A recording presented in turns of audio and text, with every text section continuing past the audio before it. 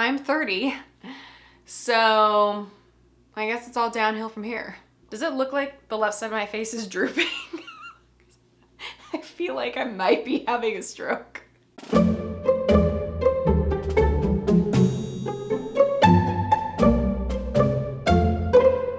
Welcome back to Chronically Musical. My name is Alice, and this channel is a place where I share videos about my life as a professional classical musician, my life as a person living with 2 chronic illnesses, and aging, apparently. In all seriousness, this video is gonna be kind of a mishmash. It's a little bit of a short and sweet sort of catch-up filler video, if you will. Not that you shouldn't watch it. It's still valuable. I'm still taking time with it, but it is a little bit random. But if you've followed me for a minute, then this is not new information. I share lots of random stuff. If you don't follow me yet, stick with me. I promise that there's a point to this.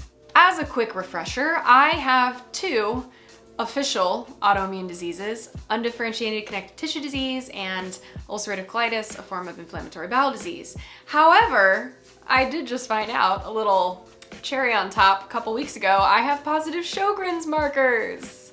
Yay! So, I guess I have 3 now. I don't really know. I don't fit all of the Sjogren's characteristics, which is basically just like being a husk. Everything's dry, your eyes are dry, your mouth is dry. Other things are dry we're not gonna go into on this channel, despite my oversharing of everything else. For me, it's the eyes. But yeah, that's a whole separate autoimmune condition that I guess I now have. So, 3 autoimmune diseases. This video is not really gonna be about those issues. It's more about the impact that stress in my life has on those issues and how impactful stress can be for someone living with an autoimmune disease. If you are one of those people who is living with an autoimmune disease, or 3, like me apparently, then this is not surprising to you. I think actually most people understand that stress is pretty harmful to the body, and a lot of us feel the effects of stress physically, even if we don't necessarily notice it in the moment, and we can feel those effects even if we don't necessarily have a formal autoimmune diagnosis. In fact, I've recently been working with a psychologist who specializes in GI diseases and hypnotherapy in an attempt to try and learn some skills that I can put into use when things are really stressful in my life. Not only is my default operating system set to anxious like 100% of the time, but my career can be pretty high pressure and a little bit stressful. So I am actively working on ways to try and manage that stress so that it doesn't negatively affect my physical and mental health. Notably, all of my biggest flare-ups have really happened during major life events. So the first memory I have of like significant health issues was my senior year of high school. So applying to college and auditioning at all the different music schools, pretty stressful. Moving to New York for grad school, moving back to LA and trying to start my career, the pandemic, that was the biggest one, and then turning 30. Now let me just preface this by saying I know that I'm being ridiculous, okay? I know I am Delulu. I am still young, I am virile, and 30 is still very much the start of my life. So I know that all of this anxiety over aging by turning 30 is a little bit dramatic. I'm also technically 30 and a half now, because I'm a little late in making this video, but who's counting? Not me. Not halfway to 31 now. Anyway, for whatever reason, I entered this new decade basically kicking and screaming. I mean, I did throw myself an elaborate birthday party complete with like a head to toe hot pink outfit and a gluten-free Milk Bar cake. Insert picture. But I did that very begrudgingly. And just so we're clear, this whole like panic surrounding turning 30 was not just mental. It was affecting me like viscerally. Physically, I was having a reaction to turning 30. And this could have been because I was like party planning, and I guess I don't really like to do that. But in the 2 weeks leading up to my 30th, I started having heart palpitations. And it wasn't just like occasional, because I've had that before where like occasionally I'll get 1 or 2, you know. This was like hundreds. Like it was all day, every day, several times a minute, for 2 weeks. Should I have seen a cardiologist? Probably. Did the heart palpitations stop the second I turned 30? Yeah. Have I had them again in the last 6 months? Nope. As if the heart palpitation thing wasn't enough.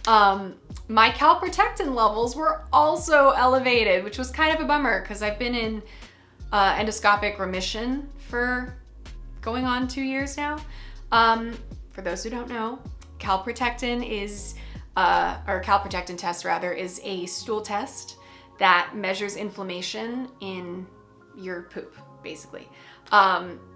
It's a measure of a protein, and if that protein is in your poop, then you've got inflammation somewhere in your GI tract, your colon area probably, and it's not supposed to be there.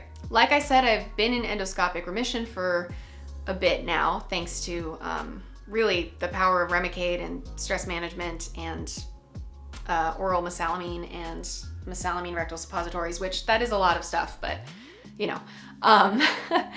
That doesn't mean there's not still ups and downs though. There's a lot of nuance with these types of diseases. Right before my birthday, I had a calprotectin test done and my levels were slightly elevated at 122. Again, these numbers are a measure of this specific protein in your stool. A normal result would be under 50. So I was at 122, not that bad, could be worse. For reference, the height of my flare in 2020, 2021, I was at almost 3,000. So 122 versus 3,000, I'll take the 122.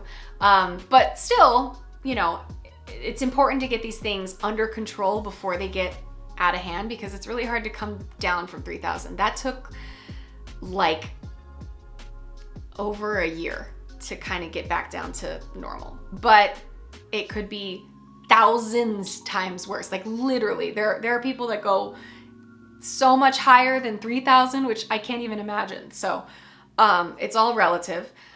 Thankfully, since that test prior to my birthday, I've had now 2 more. And now I'm down in like the 70 range. Again, that's like 122 to 70 in 6 months. That's not like a massive difference in quite a big amount of time. So it does take a while for things to really like move back down, but I'm feeling optimistic that my next calprotectin check, which will probably be in about 3 months, will be back in the normal range. By the way, if you happen to need to do a calprotectin stool test or any other kind of stool test, I made a video all about them and showed you some ways to maybe collect said stool for said test that might help you, I guess. I mean, it still sucks. It's still super gross. I'm pretty desensitized at this point because I literally do it multiple times a year. But if you're grossed out or if you're nervous, you can watch that video and it might help. But anyway, my whole point in making this video was to mostly remind me, and also you, but mostly me, how important stress management is when it comes to battling autoimmune disease and chronic illness. Like I said, in the last 6 months, things have slowly started to move down towards normal. I'm feeling so much better than I was earlier this year. And I credit that largely to the acceptance of my own mortality and the hypnotherapy treatments. Those also are helping immensely. If you're interested in hearing more about some of the ways I'm trying to manage my stress, please let me know in the comments. I'm also happy to dive into more detail about my specific brand of health-related anxiety. It's very weird.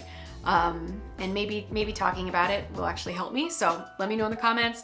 Also, let me know if you freaked out about something ridiculous like I did.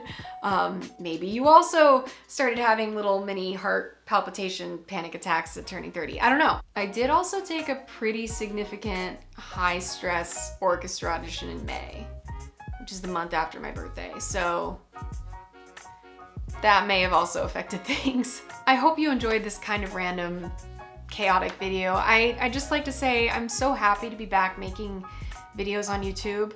Life has been very busy, and it's sometimes really hard to show up online when my non-online life is very active.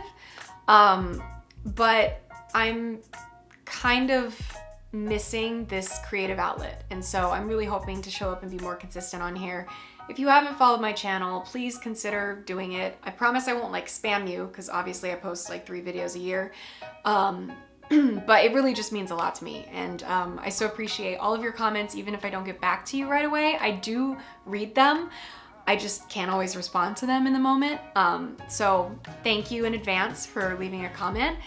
And yeah, I hope you enjoyed this, and I'll see you guys in the next one. Bye.